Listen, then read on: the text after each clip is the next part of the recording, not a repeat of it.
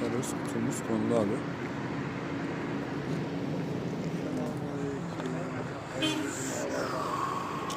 Varımız böyle.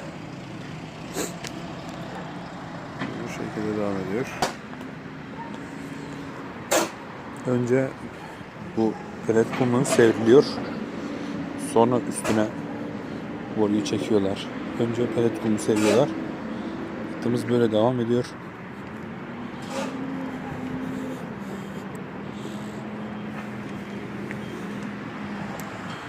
Abi orada da bağlantı hattımız.